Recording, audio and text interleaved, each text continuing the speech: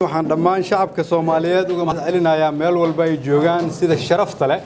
oo ay karaamadu ku dheehan tahay oo maanta liigu soo dhaweeyay magaalada Muqdisho dhammaan shacabkii Soomaaliyeed oo qoraxda taagnaa dhammaan degmooyinka magaalada Muqdisho oo iyagu isa soo xilqaamay si magaalada dib iigu soo dhaweeyaan waxaan halkaan uga dirayaa tahniyad iyo mahadnaq waxay muujiyeen muhiimadda ay leedahay waxay jeclaysiiyaan shaqadii aan waday inaan sii xoojiyo waxay ugu dhiirigelinayaan inaan ula jeclaado wax walba iyagu ay jecel yihiin siday u jecel yihiin dhammaan dadkii Soomaaliyeed oo ay soo dhaweeyay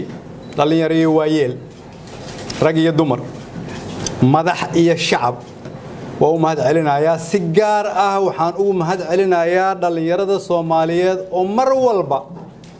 muujiya macnaha ay xambaarsan tahay dawladnimadu sidii aan xilka uga degay waxaan muddooyinkii la soo dhaafay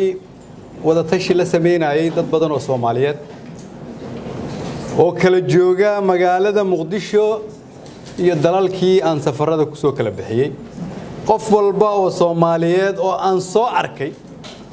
wuxuu rajo ka qabaa dalkiisa iyo horumarka dalkiisa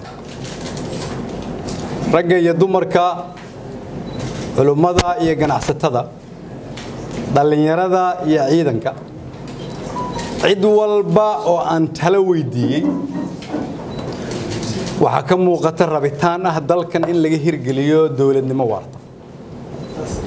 dalalkii aan ku tagay safarka waxa igu soo dhaweeyay dad badan oo Soomaaliyeed oo kala duwan waxaan ka bilaabay safarkayga Djibouti oo madaxweyne Ismaaciil soo dhaweeyay waxaan ku xajiyay Kenya oo dhammaan shacabka Soomaaliyeed oo halkaas ku dhaqan dad dawladda Kenya u shaqeeya oo Soomaali ah iyo Soomaali halkaas ka ganacsatada waxay soo dhaweeyeen si sharaf leh waxaan ku maqnaa magaalada Istanbul oo halkaasna si diiran ay ummadda Soomaaliyeed igu soo dhaweeyeen madaxdii aan Soomaalida ahayn oo aan la kulmay waxay rajo ka qabaan iyaguna inay noqoto Soomaaliya dal ay wax la qabsadaan mustaqbalka oo laga hirgeliyo dawladnimo iftiinta meel walba oo aan tago shacabka Soomaaliyeed waxa ka muuqatay rajo laakiin meel walba oo aan tago waxa ka muuqatay shacabka Soomaaliyeed inay walwal iyo walaac ka qabaan xaaladda adag ee uu hadda dalku marayo sidaad ogtihiin intii aan ra'iisul wasaare ahaa ayaan ummadda Soomaaliyeed u sheegay in afartii sanaba dalka ay doorasho ka dhacdo xor ah xalaal ah la isla ogol yahay la isla aqbalsan yahay loo wada siman yahay inay tahay astaan dawladnimo oo ummadda Soomaaliyeed ay ku talaabsatay khasabna ay tahay inaan xajino inta aan dawladda ku jiray ayaan ummadda Soomaaliyeed u cadeeyay fikirkayga ku aadanaa qaabka ay tahay dalkan doorashada in looga hirgeliyo waa qaab waafaqsan dastuurka laakiin waa muhiim in dadka Soomaaliyeed ay fahmaan haddii aan lagu heshiin nidaamka doorasho oo aan lagu wada qanacsanaan lagu heshiin maayo dawladnimada ka dhalata sidaas daraadeed ayay muhiim tahay inaan ka baranno taariikhdii la soo dhaafay iyo tan maanta ka taagan dunida meelo badan oo kamida oo ay ugu horeeyaan dalalka dariskeenna gaar ahaan Ethiopia oo qalalaasa hadda ka taagan loo aanaynayo inay salka ku hayso doorasho dib loo dhigay ama lagu heshiin waayo doorasho aan lagu heshiin ama aan la aaminsanayn inay cadaalad tahayna ama doorasho la'aanina waan ognahay taariikhda ay dalkeena ku leedahay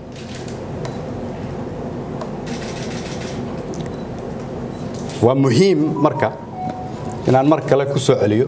maqashiyana dhigaha shacabka Soomaaliyeed oo ah si aan uga fogaano khalalaaso dalkan ka dhaca si dawladnimadu aanay gadaal ugu dhicin si ummadda Soomaaliyeed aanay niyadda uga jabin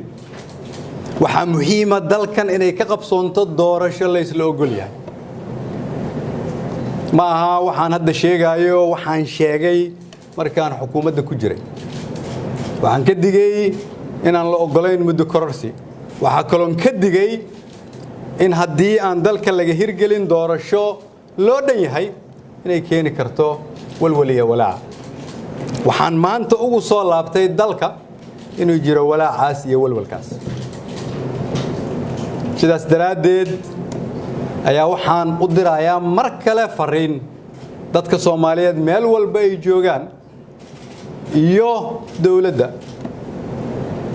waa muhiim in lagu heshiiyo nidaamka doorashada si ay u dhasho dawlad la isla wada ogol yahay marka lagu heshiiyo nidaamka doorashada waxa ka soo baxa waxa ay shacabka Soomaaliyeed ogol yihiin haddii aan lagu heshiin waa iyadoo khatar la geliyay dawladnimadii ummadda Soomaaliyeed loo dhoobay anigu waxaan ku jiraa dadka aaminsan Soomaaliya inay noqon karto dalka ugu fiican qaaradda Afrika waqti kooban haddii loo dejiyo nidaam sax ah si taasi ay u dhacdo marka waxaan mar kale ku baaqayaa in waqtigan kala guurka dawlad goboleed iyo dawlad federaal siyaasiyiin iyo ganacsato culummo iyo dhalinyaro haween iyo cid walba oo Soomaaliyeed oo ka damqanaysa dawladnimada inaan kulligeen u soo wada jeesano sidii aan xaaladda adag ee dalku hadda ku jiro aan uga saari lahayn maalmaha soo socdana doodeennu waxay ku wajahnaan doontaa arrinkaas isaga codad badan ayaad naga maqli doontaan oo la xiriira sidii aan ku talin lahayn oo ah qaabka aan aaminsanahay in dalkan looga hirgelin karo inay ka dhacdo doorasho loo wada dhan yahay mar labaad waxaan u mahad celinayaa shacabkii Soomaaliyeed oo isu soo baxay oo aniga soo dhaweeyay waxaan u taaganahay in aan u adeego ummadda Soomaaliyeed sida aan hore ugu sheegayna si hufan daacad ah ka madax bannaan musuqmaasuq ka madax bannaan qabyaalad qof waliba waajib baa saaran qof waliba muhiimad ayay u tahay inuu dalkiisa u turo una shaqeeyo labaduba ummadda Soomaaliyeed way ugu soo barteen welina waan u taaganahay ugu dambeyn ummadda Soomaaliyeed meel walba ay joogaan waxaan leeyahay waqtigan adag waa muhiim in gacmaha la isqabsado si dalka looga samata bixiyo xaaladda adag uu ku jiro waa mahadsantiin wassalaamu calaykum waraxmatullaahi wabarakaatuh